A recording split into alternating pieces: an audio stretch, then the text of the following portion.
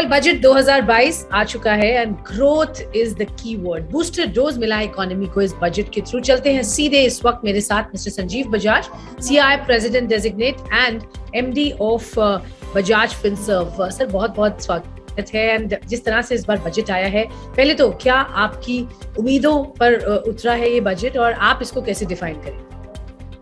स्वाति, जैसे आपने कहा, ये क्लियरली ग्रोथ ओरिएंटेड बजट है।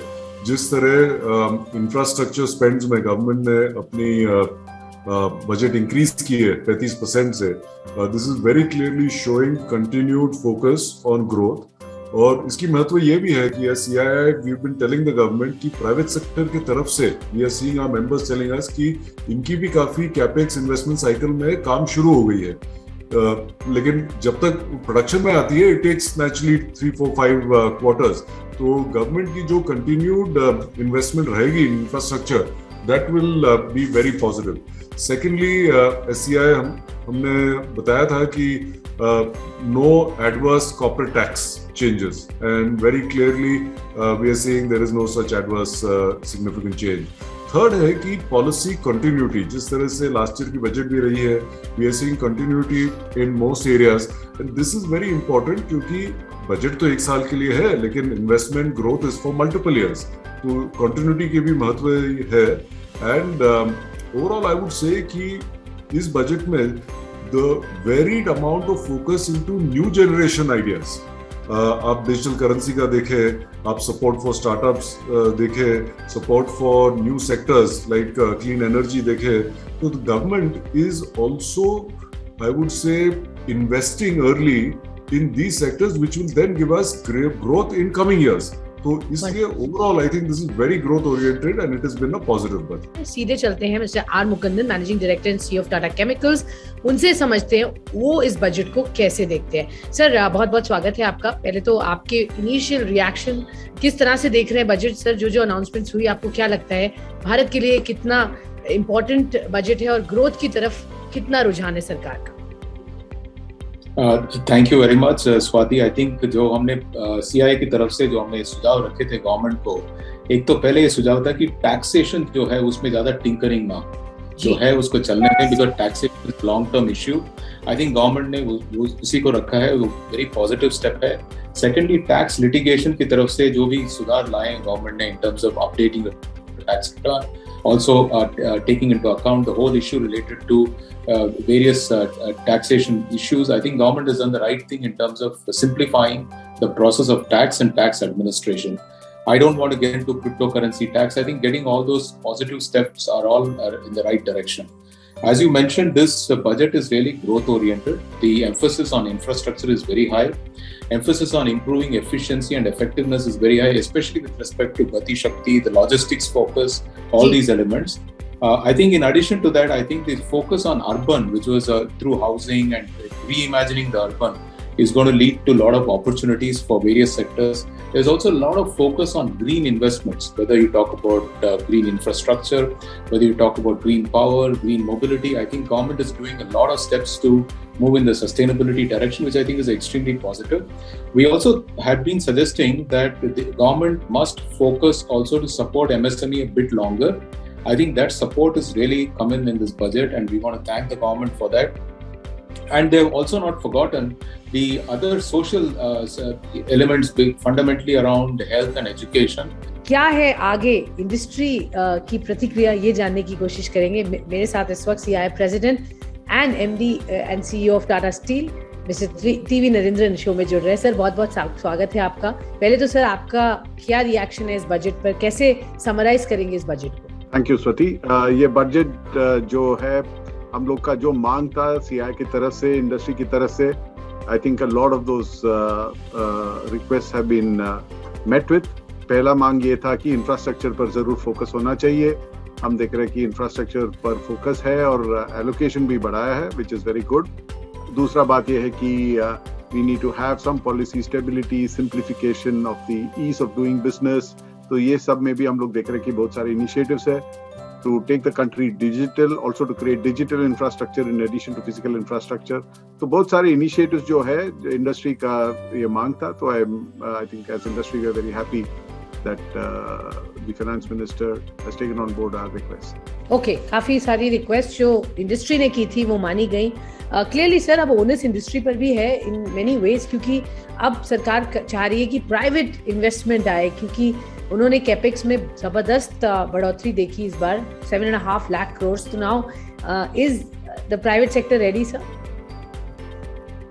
जरूर। हम लोग भी सीआई का नेशनल काउंसिल में दिसंबर में जब हम लोग पोल किए थे, बहुत सारे जो हम लोग का मेंबर्स है सब लोग बोले थे कि उनका कैपेसिटी यूटिलाइजेशन बढ़ रहा है और अगले साल में उन लोग का ये उम्मीद था कि they will be increasing the investments and creating more jobs.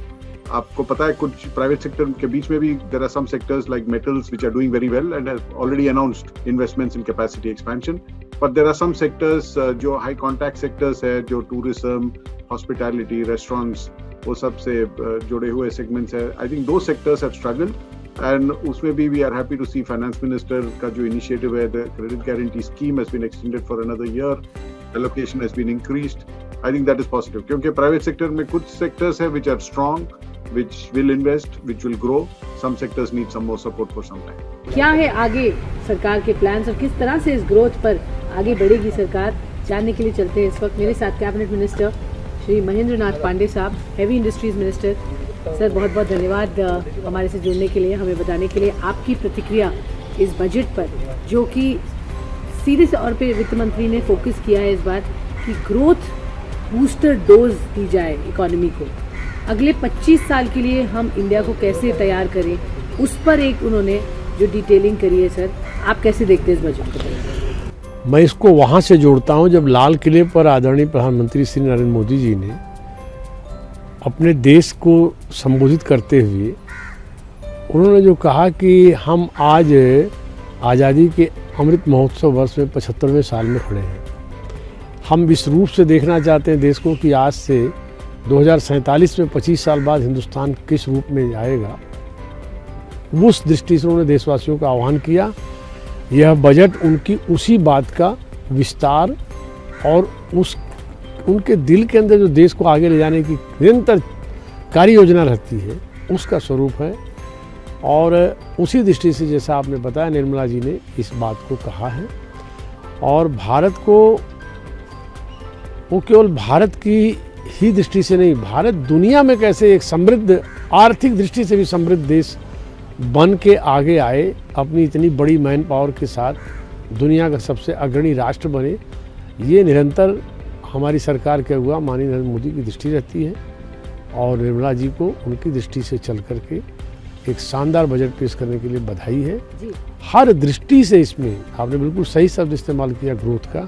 हर दृष्टि से भारत के अंदर इंफ्रास्ट्रक्चर हो, विभिन्न क्षेत्रों में कैसे समृद्धि आए, उस दृष्टि से इस बजट को प्रस्तुत किया है। देश को आगे ले जाने वाला बिल्कुल देश को आगे ले जाने वाला बजट है सर, इसमें दो राय नहीं है। लेकिन कुछ तबके जो छूट जाते हैं इस पूरी प्रक्रिया में, वहाँ से कुछ डिसअपॉइंटमेंट आ जाती है। कई लोगों का कहना है जो फोकस हेल्थ पे, एजुकेशन पे होना चाहिए, वो शायद इस बजट में नहीं दिखा है।